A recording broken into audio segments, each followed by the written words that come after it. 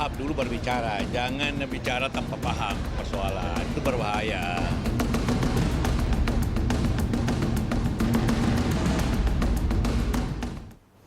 Iya, pemirsa, terima kasih Anda masih terus menyaksikan Prime Time Talk. Ini adalah segmen terakhir, tetapi sebelum kita kembali membahas masalah Ayo Kerja atau Ayo Gaduh, saya akan menyapa penelpon yang sudah bergabung saat ini. Ada Pak Sumadi dari Tangerang. Selamat malam, Pak Sumadi.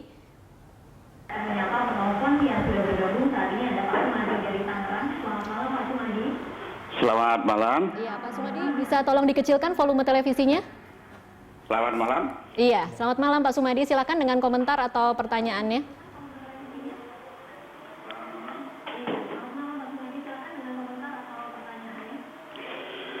Ya, komentar saya yang pertama adalah mengenai pernyataan Pak Rizal ya.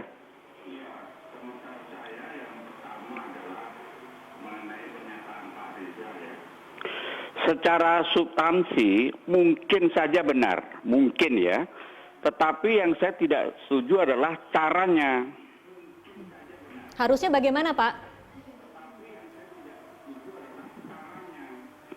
Karena di dalam komunikasi itu ada aturan-aturan, apalagi di level seperti menteri itu ya. Ada tata caranya itu, caranya. Yang jelas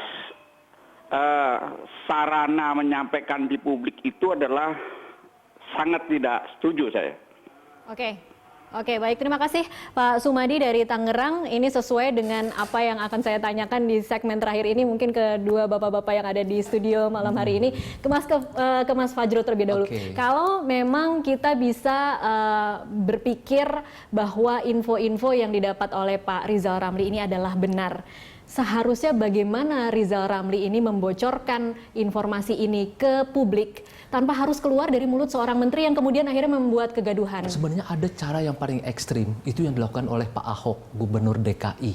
Beliau mencurigai misalnya soal UPS di Jakarta bahwa ada permainan, dia laporkan langsung ke KPK, lengkap dengan data-datanya. Dan juga dilaporkan kepada polisi, dan sekarang ini sedang ada upaya untuk penuntutan secara hukum. Sebentar, kalau misalnya mau berlaku, misalnya Pak Rizal Ramli mau seperti Pak Ahok. Kalau itu yang dicurigakan kan seperti itu. Jadi artinya ada sesuatu. Atau kalau tidak, apa kemudian kita bisa menduga bahwa ini hanya sekedar omong kosong belaka, tidak dilengkapi dengan bukti? Nah, problemnya kayak gini, Pak Rizal Ramli memancing keingintahuan publik menjadi lebih besar. Bukan terhadap 35.000 megawatt, bukan. Apakah ada kong kaling kong, adakah hengki-pengki, kan kayak begitu dibalik semua proyek ini, dan itu akan membawa publik bertanya-tanya, dan beliau akan terus-menerus ditanya orang mana. Yang belum tentu mungkin dia punya informasinya. Nah, saya tidak tahu, mudah-mudahan beliau punya informasi yang baik itu. Takutnya kalau publik terus menuntut akan menjadi beliau tidak akan nyaman untuk bekerja juga. Nah, kalau beliau memang nothing tulus seperti Pak Ahok, saya menyarankan, wah asik banget. Kita akan bisa nanti punya proyek-proyek yang betul-betul transparan, yang segala macam seperti itu ya. Tapi kalau tidak, mungkin harus mencari jalan yang lain. Tapi buat saya sih ya, karena beliau seorang fighter, oke, maju terus. Kayak begitu ya. Baik. Tapi buat Pak Jokowi tentu tidak nyaman kalau terus gaduh seperti ini. Apa memelihara seperti harimau di dalam rumah sendiri begitu ya? Sudahlah. Anda mau bersama kami atau Anda menjadi pengamat saja, monggo. Ini bagus tidak sih dipelihara di dalam kabinet, Mas Fajrul? Mas Kris. Yang dipelihara itu kan kelangenan, bukan menteri. Tapi yang saya sedih sebetulnya ini juga mencerminkan bahwa isu kesejahteraan masyarakat mengenai bagaimana mencukupi infrastruktur untuk pembangunan ekonomi ke depan, yaitu listrik, sudah bergeser kepada bagaimana membagi kue ini.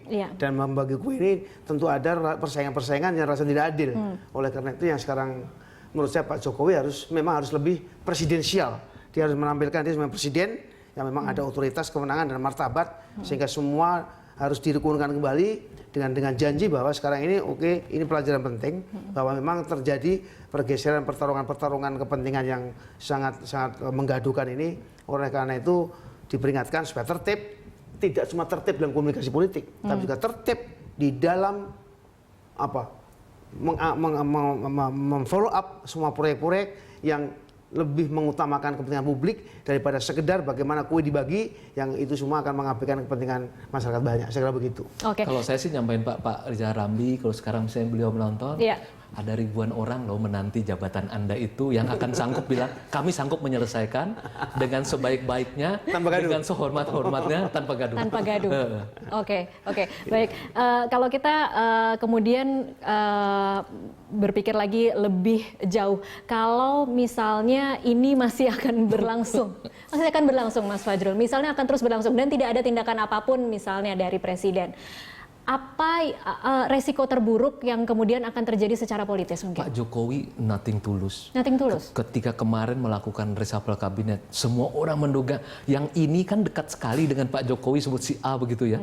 Nggak ada masalah, cepat saja. Ada lagi B, yang itu orang sampai kaget, sayanya kaget.